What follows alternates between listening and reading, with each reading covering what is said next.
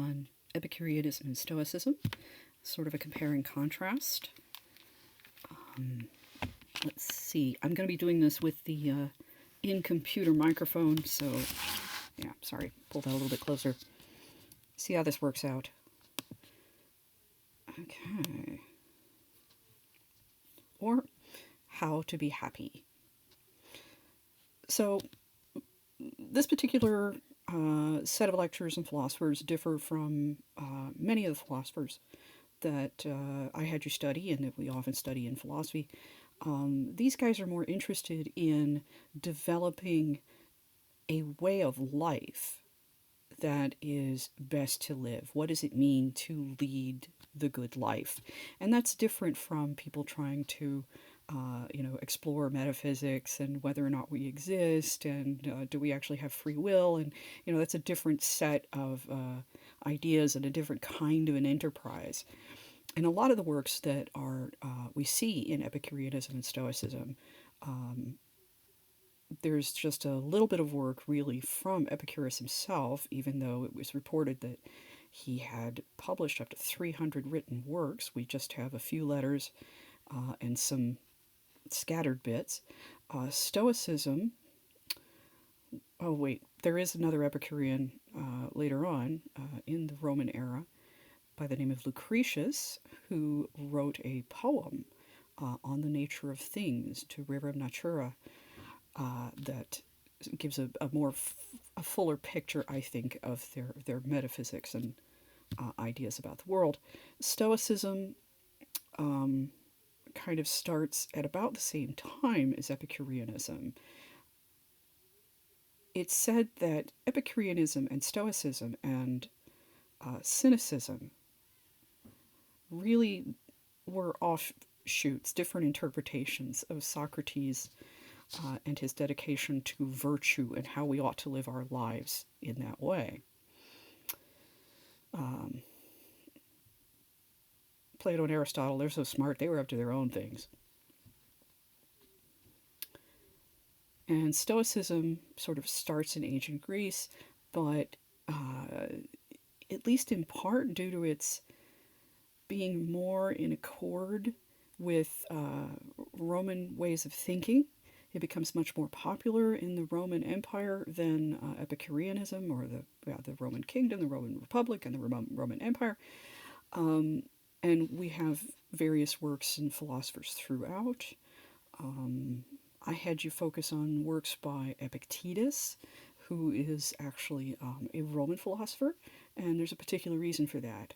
And I've given you, I think, the letter of Menoetius from Epicurus, just to give you a little flavor of what the Epicureans were up to. Okay. Let's start with Epicurus. Lived 341 to 271 BCE, born 7 years after the death of Plato. He was an atomist, a hedonist, and a materialist. An atomist is somebody who believes that the entire universe and everything in it, including us, are all made of the same tiny pieces, like Legos, that cannot be broken down any further. I'm just remembering here, I can hear one of my philosophy professors saying, whoever thought that armadillos and vinyl blinds were made of the same thing was a really smart person. Anyway, sorry. And the thing that really fascinates me about Epicurus, and I have a different take on this from the guy on Philosophy Crash Course, is that it's the interpretation of effectively his metaphysics, right? His way of thinking about the way that the world is, how that unfolds and unrolls into his philosophy and his ethics and his way of thinking how we ought to live the good life. So he believes that there's no supernatural stuff in the world. There is just matter and void. He was a materialist. Again, that's part of the not believing in any kind of supernatural stuff. Spirits, ghosts, and so forth. So as a consequence of this belief that this world is all that is the case, that we should, um, the only thing that we know that we really have is this life, this time that we have alive. We did not exist before we were born. We will not exist after we die. There's no afterlife. His vision of the gods is such that they are so perfect and so powerful that they don't care. There's no reason to imagine that they care about what human beings think whatsoever. And that fearing the gods is really ridiculous. Imagine, you have ants, I suppose, somewhere in your backyard or, somewhere around your house, wherever you're living, because, they're like that. Um, and imagine that the ants are having a huge religious schism over whether or not you are all good or all evil or all powerful. You wouldn't even know. And would you really? Okay, you would care if you knew about it because it's just kind of weird. But that could be happening right now. But you have really no way of knowing, and it's really in a way kind of nothing to do with you. And that's the way that Epicurus thought about the gods. He didn't deny that they existed. He believed that that they were in fact very powerful and very great, and like the priests say, they're very powerful. And if they're so powerful and they're so great, they don't give a rat's about any of us. So this world is all that is the case. The only thing that we can ever get for certain is what we can have in this world. And he believes that the best things that we can get are happiness of some kind or another. This is why he's a hedonist, kind of the original hedonist. And later on, it will be interpreted as, his invitation is to party hard, celebrate today, for tomorrow you will be gone, and so on. But that's not how it plays itself out for him. Because if you try to live that way, if you try to, I guess, live like you're constantly, on spring break in a cheesy 80s movie, that it will actually not lead so much to pleasure as it will to great suffering. So, what we need to do is moderate our desires to be able to, have a proper and a good life. Okay. Oddly enough, the problem of evil is called sometimes the Epicurean paradox because it was first associated with Epicurus in the writings of, I think, Diogenes, Lactantius, or Laertius. Oh, poo. Lactantius, I think. And about, I believe, somewhere between 300 to 600 years after the death of Epicurus. So, suffice it to say, Lactantius did not know Epicurus personally. I have strong suspicions that this is not from Epicurus. I think it's also inconsistent with his way of describing, the gods, the Greek gods, because, this clearly posits a monotheistic kind of situation in which, the god is established as being supposedly, all powerful and all perfect. And I don't think that's what we get out of the ancient Greek gods at all. Is God willing to prevent evil but not able? Then he is not omnipotent. Is he able but not willing? Then he is malevolent. Is he both able and willing? Then whence cometh evil? Is he neither able nor willing? Then why call him God? It's just a very poetic way of describing that problem. Okay, this particular map is really cool. Um, it shows that, there are four major schools of thought, just in this picture, and that they were all basically within, a little over 2 kilometers from each other, well within walking distance um, of one another. So we start right here next to the gate with the academy. This is where Plato taught, and I believe it was Arcesilaus who came after him and kept the academy going. It actually, I think, went on for hundreds of years.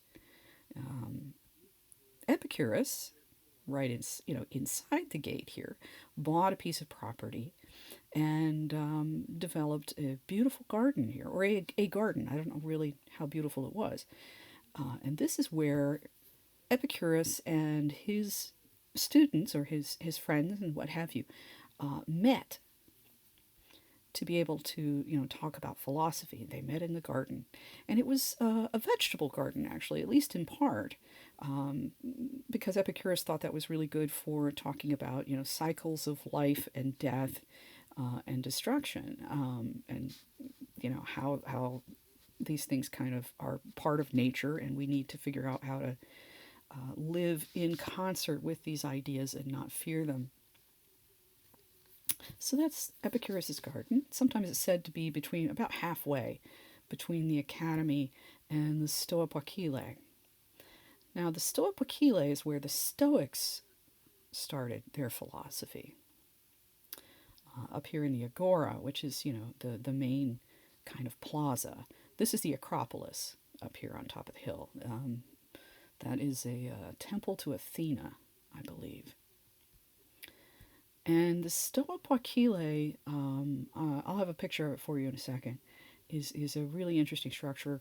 It's considered to be one of the first, actual public buildings that's meant for everybody to be able to, walk in and out of and observe and enjoy.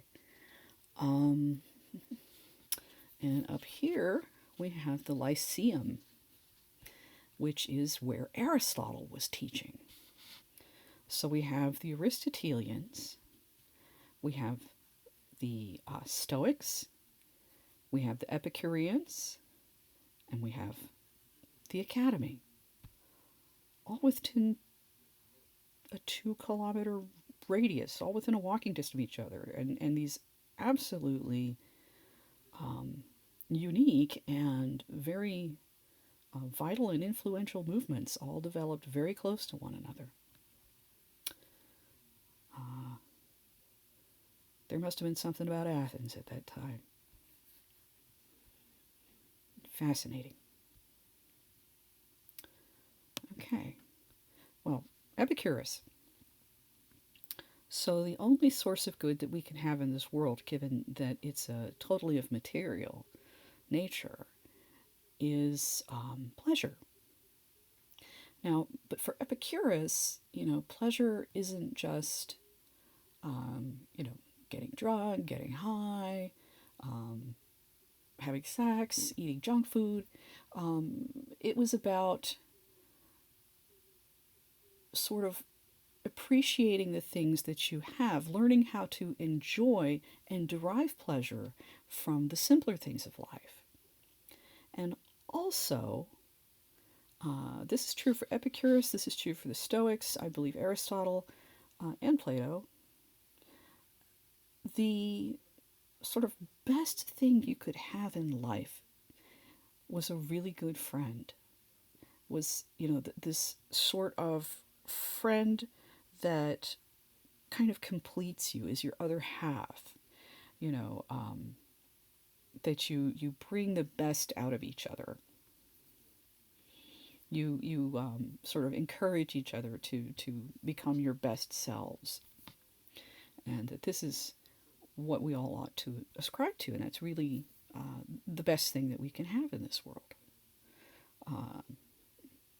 Kind of interesting. The other thing that's interesting about Epicurus as well is that he said that we should sort of live peaceful, private lives, and we should avoid vexatious people. And we should spend our time with people doing things that we like and that we care about. And that's drastically different from what the Stoics are going to get up to. They're much more about obligation and duty to help improve other people's lives than their own lives. But they're not really committed too much to the end of that because they know that people are stupid and you can teach them all you want, but may not learn anything. Okay, anyway, we'll get back to that. So for Epicurus, the thing that you ought to strive for, first of all, at a very minimum, is to strive for aponia, which is a state of absence of pain and absence of fear. And Epicurus believed that to fear the gods is pointless and meaningless suffering. To fear what's going to happen to you after you die is pointless and will only bring you suffering in this life when you should be enjoying yourself, because this is what you got. Superstitions, concerns about bad luck, all that kind of thing, he thought was absolutely just absurd and only brings about, unnecessary fear. And we should divorce ourselves from that. And I think that's worthy of thinking of. When are we being fearful of something that really isn't real or isn't something we should be upset about at all? I think it's possibly intrinsic to human nature to have some sorts of suspicions. Someone who says, well, it can't get any worse, and the common response is, nope, wait, don't say that, you're going to jinx it, is ultimately kind of absurd. It's really just a superstition. The idea that what you say could totally influence the state of things is pretty crazy. Ataraxia is the state not just of aponia, of not feeling pain, but it's sort of being available for pleasure, that you are kind of at peace enough that you can really appreciate the beauty of a sunrise and flowers and friends and music.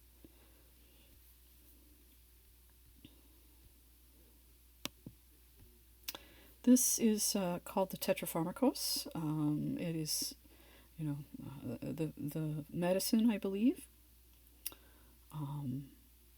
Panacea, perhaps. Don't fear gods. Don't worry about death. What is good is easy to get, and what is terrible is easy to endure.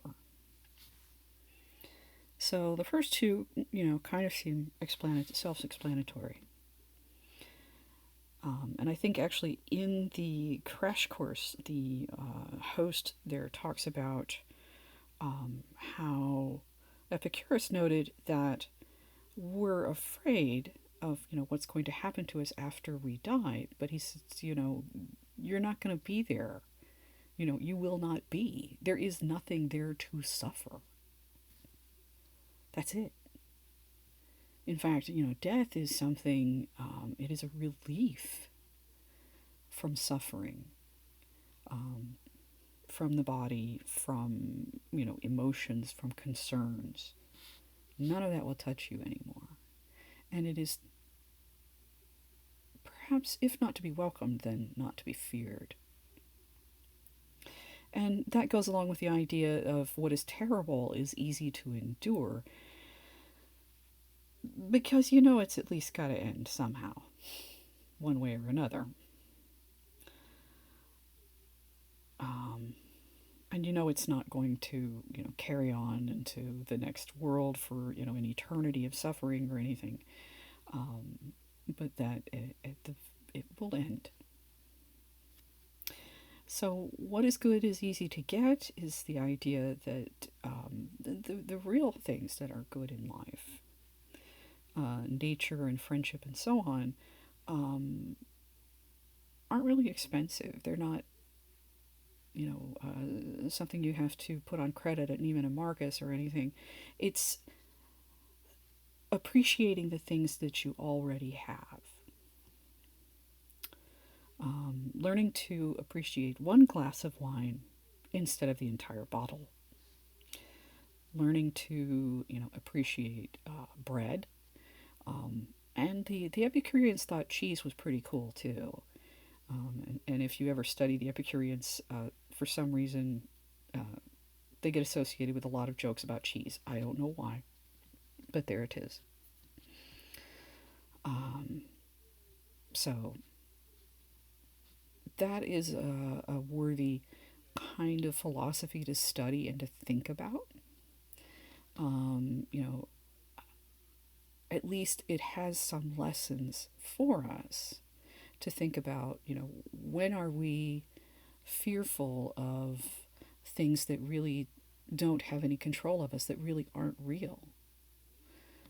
The person that says, well, at least it's not raining, and, suppress the urge to go grab your umbrella. Trust me. Worry about knocking on wood or anything like that, forget it.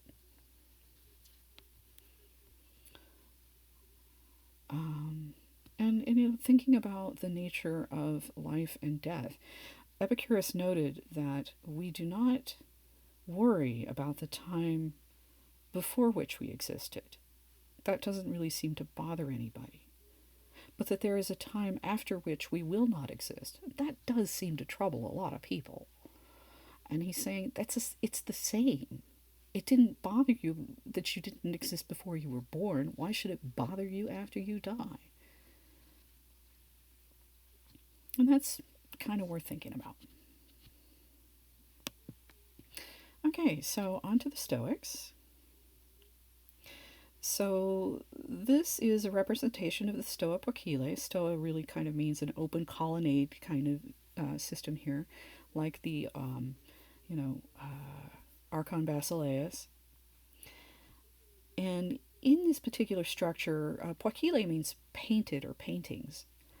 And there were paintings that were hung or were, done al fresco on the back wall of the great deeds of Athens, of their successes and their virtues in war and elsewhere.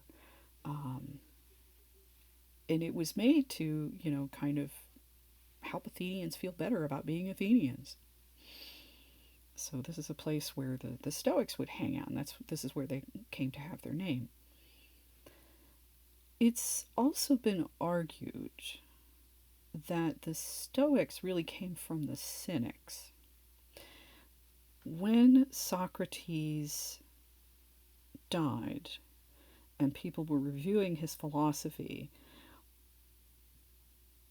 it's been said that it's like the Epicureans and the Stoics and the Cynics, they all broke pieces off of Socrates and studied certain aspects and kind of missed the point of the whole in a sense. The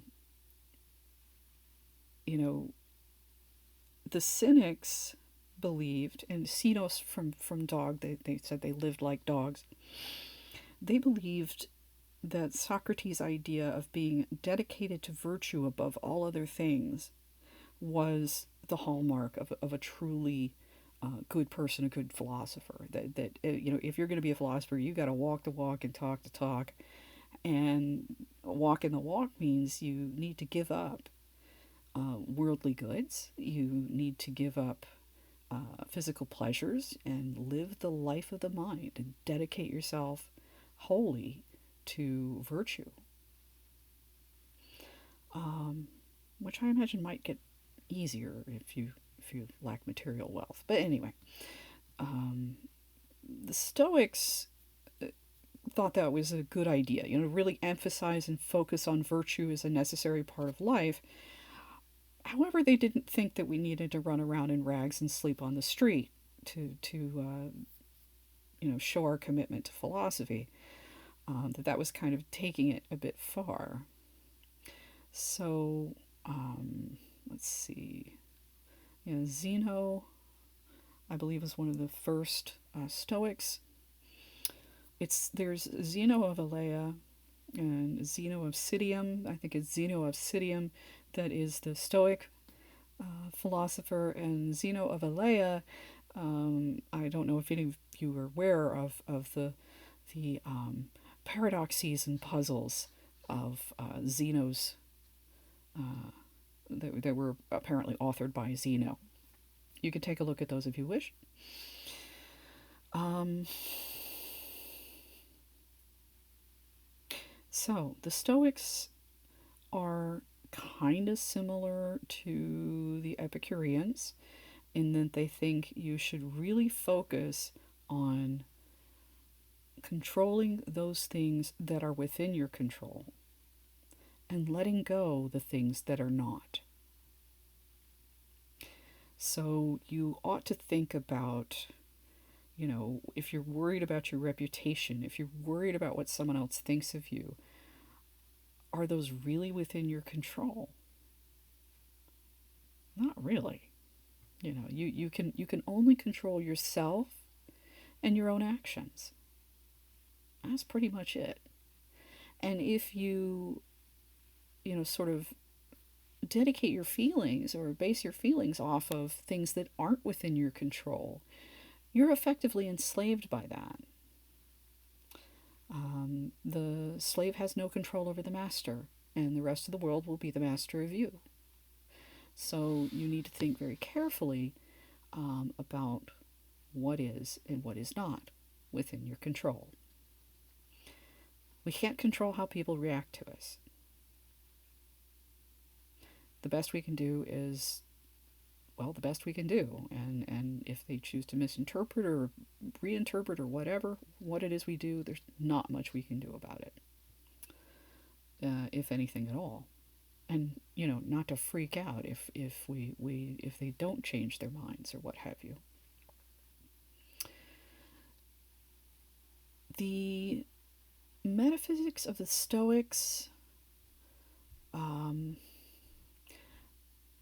they believed that the universe was an ordered place, put together by mighty Zeus, and that it was our lot in life to try and live in accord with that order. Actually, I think most major ethical philosophies espouse the idea that, they're helping people to live in accord with their own natures rather than against human nature. And sometimes I think that might be a bit of an oversight or kind of vanity, as it were.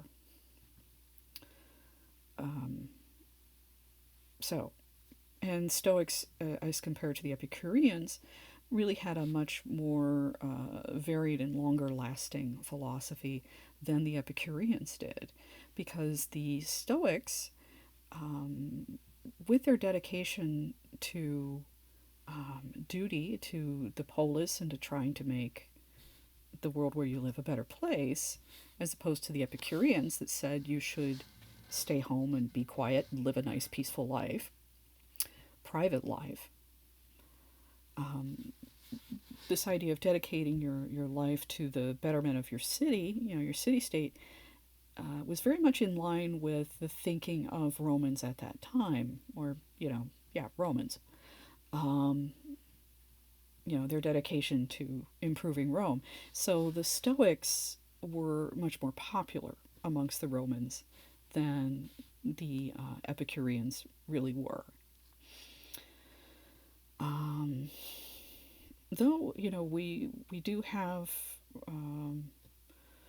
writings about Epicurus from the Roman era, I think including Cicero, that ascribes something like 300 writings to Epicurus. But unfortunately, all we have is a scattering of quotes and several letters. not much at all. Um, but the Stoics, we have a lot of bodies of works that have been produced by the Stoics. There's Marcus Aurelius, his Meditations, Seneca's writings. Was Cato a Stoic? I guess so. Cato the Elder, I think. Um, and the one that I've selected for y'all to read is writings by a philosopher, or a guy by the name of Epictetus, who lived towards the end of the Roman Empire. Um, in fact, he was the slave of the secretary of Emperor Nero, to give you a sense of what time he lived in. And I think Vespasian and Domitius were around at the same time. Um, anyway, so he had been a slave. He was lame, but he espoused a very Stoic philosophy and was very famous for that. And there's another reason that I've asked you to take a look at the Enchiridion, because it inspired a very important or very interesting person going through some of the most horrible things any of us can imagine, and probably even worse still. Okay, the Stoics wanted, instead of trying to achieve aponia or ataraxia, they advocated for apatheia, which, you can probably look at that and see apathy. But it's not apathy usually the way that I'd say we mean it, which is that, somebody doesn't care. And it's usually when we talk about people that are apathetic, they don't care about things that they ought to care about.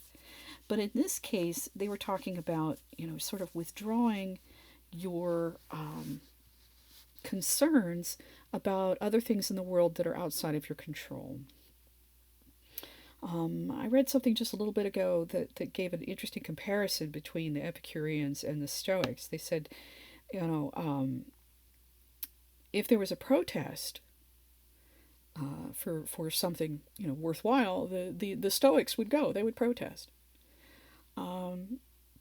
However, they would not be attached to the result of that protest. They would accept at the outset that may very well not change anything. It may even make things worse.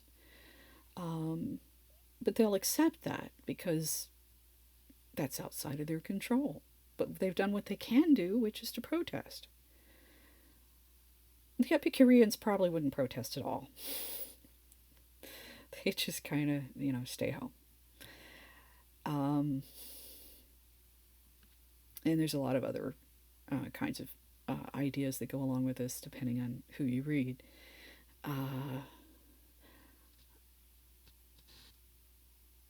The Enchiridion,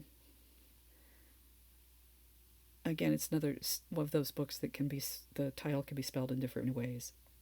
As written by Epictetus. I'm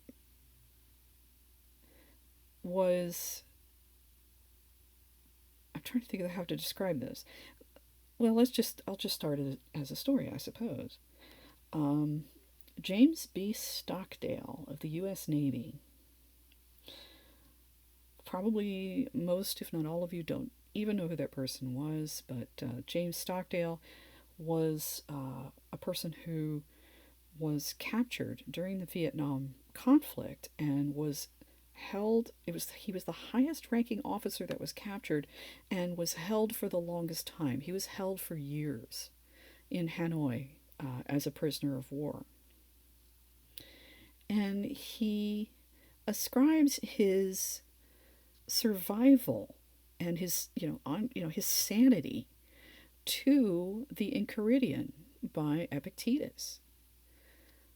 Apparently, when he was leaving, I guess it was the Naval Academy, he visits one of his professors, and the guy kind of, as a last second thought, just sort of off the top of his head, throws him a copy of the Enchiridion and says, hey, you might get a kick out of this. And James Stockdale sits down to read it and finds it very inspiring. and memorizes it effectively. And he said that this is what kept him going, even as he was being tortured and starved. He felt it was his duty to resist his captors at all times. And, he did what he could, to try and do that. He inspired others to, you know, to continue to survive and persist.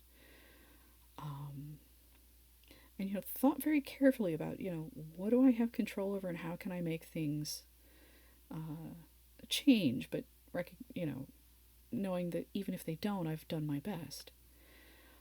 One example he gives is that he heard that some foreigners were coming to the prisoner of war camp and they were going to display James Stockdale, bring him out as an example for how well they were really treating the prisoners, that they were doing a really good job of keeping the prisoners of war healthy and so on.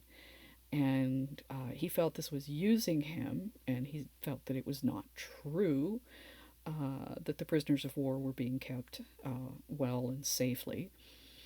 So rather than allow himself to be used, he took a piece of furniture and just beat the hell out of his face the night before so that he could not be used the next day as, stand-in for how well they're being treated at the prison. Well, or, maybe closer to how they're actually being treated. His leg was broken a couple of times in this during this incident. He was actually a fighter pilot and went down in a Vietnamese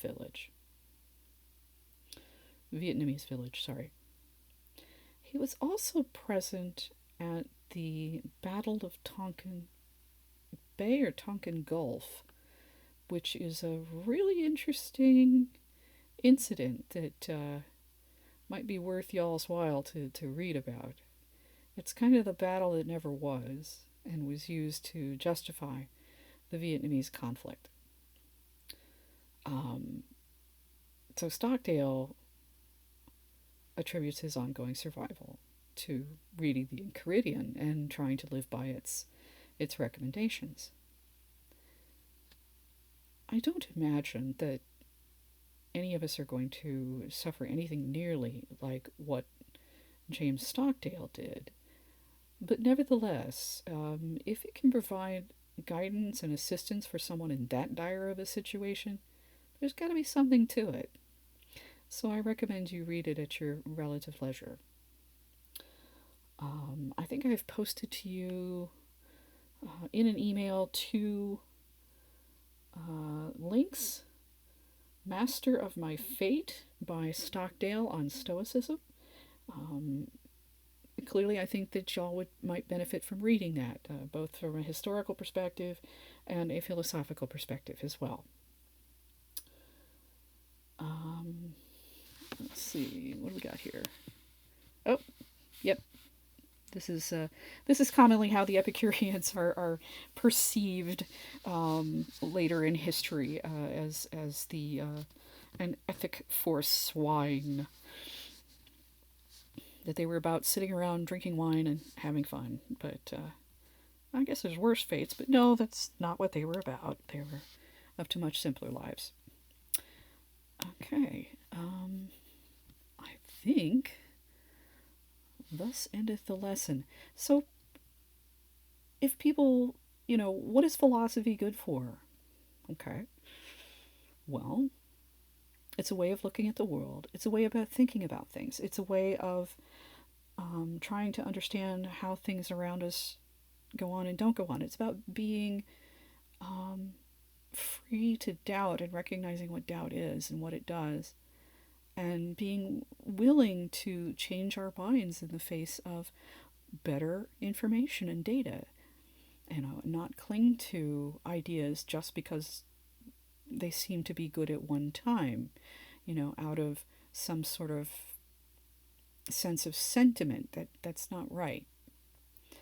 And because we've got people like the Epicureans and the Stoics to tell us things about interesting ways about thinking about what does it mean to you personally to live the good life,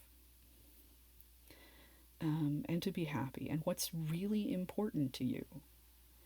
And I suspect this is a good time in your life to do that kind of thing. So, and I believe the Crash Course Fellow has a lot of very nice things to say about, being a philosopher as well, and that seems to be pretty true. A lot of the people I know that graduated with degrees in philosophy are not teaching philosophy, but they are excelling at what they ultimately decided to do, whether it was go into law or go into medicine, go into engineering, um, you know, serve as a diplomat, and so on and so on.